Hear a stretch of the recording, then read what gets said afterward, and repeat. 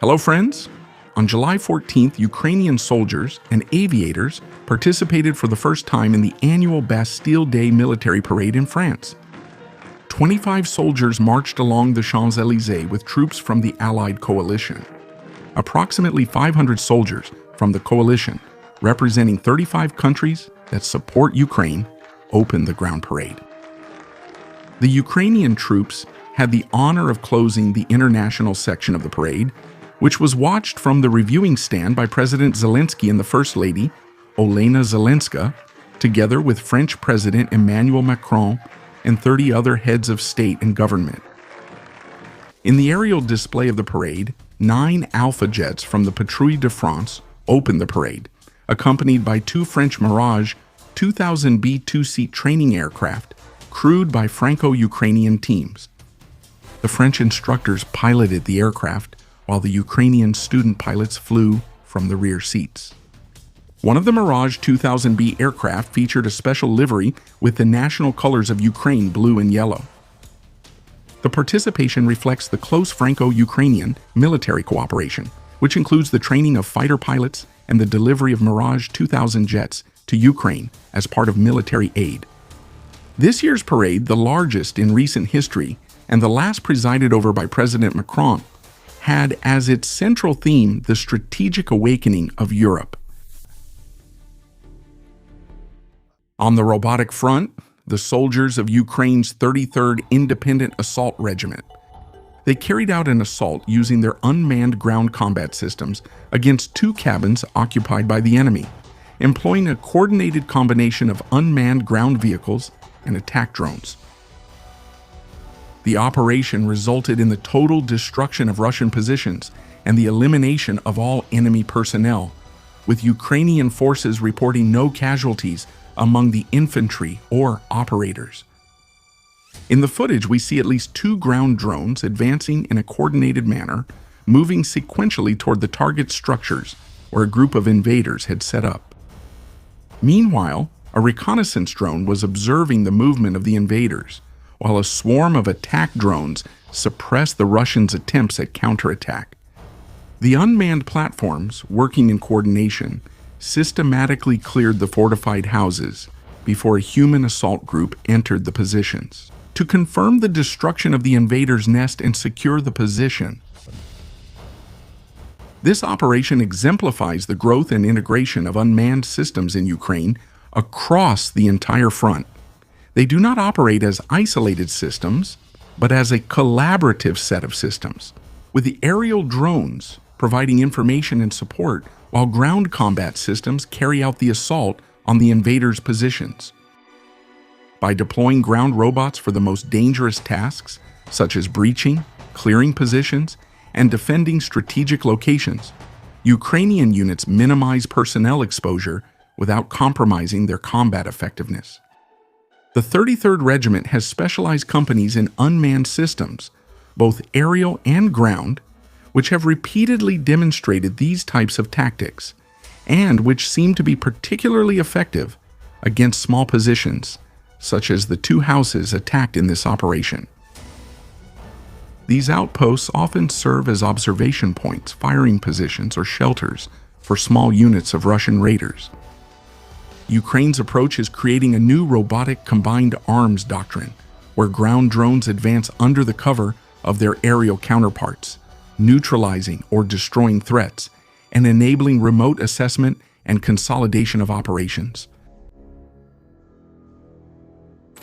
Speaking of robotic dominance, a reconnaissance drone from the Horde had the chance to record how, on a single path in the gray zone of the front, a large number of Ukrainian attack drones were stationed, waiting for some invader to try to advance through that sector. This sample shows how dense the swarm is around the defenders, making it nearly impossible for invaders to launch a successful attack. Z-Mill bloggers have begun to acknowledge that the Ukrainians have achieved superiority at low altitude. In fact, due to the shortage of targets, the Ukrainian attack drones usually lie in ambush to conserve battery power and only take off when they see a suitable target. As we can see in this video of an attack drone from the 414th Machiar Birds Brigade, which landed camouflaged among the debris of an industrial plant damaged by the fighting, waiting for an invader to pass by, and strategy that in this case had a successful result. Dronchi, who on the naval front, during the night of July 16 to 17, 2026, the Ukrainian Defense Forces carried out a precision attack against a Russian patrol boat. It was a Svetliak-class vessel belonging to the Border Service of the Federal Security Service, Russian, which was protecting the city of Kerch in Crimea. Multiple vessels of this class have been destroyed in the last 30 years, days in the Black Sea and Caspian Sea, which suggests a sustained effort by the Ukrainians to weaken the Russian escort ships available for air defense. The Svetliak-class patrol boat, 50 meters long and with a displacement of 375 tons, is designed to carry out coastal surveillance missions, port protection, ship escort, and limited air defense and anti-submarine warfare functions. Equipped with an AK-176 naval gun, IGLA portable air defense systems, heavy machine guns, and anti-aircraft weaponry. These vessels are operated by the FSB Border Guard to maintain control over disputed waters and to support layered defense around critical infrastructure such as the Kerch Strait. The operation went beyond the patrol boat. Ukrainian forces also attacked 2 tanker ships and a tugboat in the Black Sea and the Sea of Azov. The TES-1 oil terminal and the Kerch fuel storage facility, as well as the major Slavneft Yanos oil refinery in Yaroslav, Russia, one of the country's largest facilities that processes around 15 million tons of crude oil per year. On the other hand, in Crimea, the Omega Special Operations Center carried out a precision strike that demilitarized a Russian Su-24M Fencer-D bomber from the naval aviation of Ivan the Pirate, which was preparing to take off at the Saki military air base. The aircraft was hit by 2 mosquitoes, the first striking the nose and the second hitting one of its fuel tanks.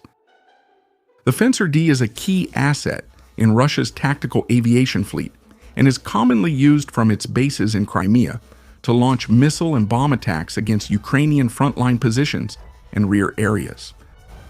Its elimination directly reduces the invaders' ability to threaten Ukrainian forces and civilians.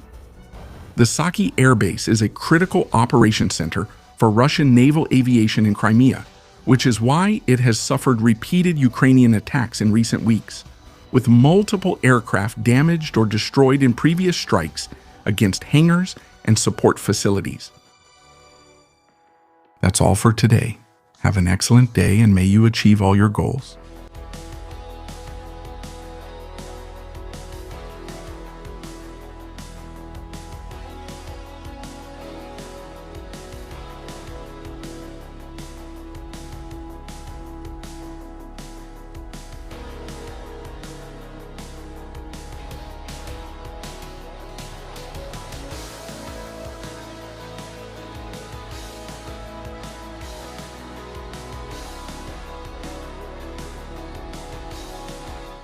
If you want to see additional content about the war in Ukraine, I invite you to visit our 2 new channels where we present information about the war in a different format. Don't forget to check them out.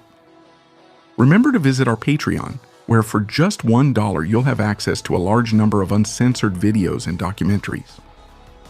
Remember to like and subscribe to the channel.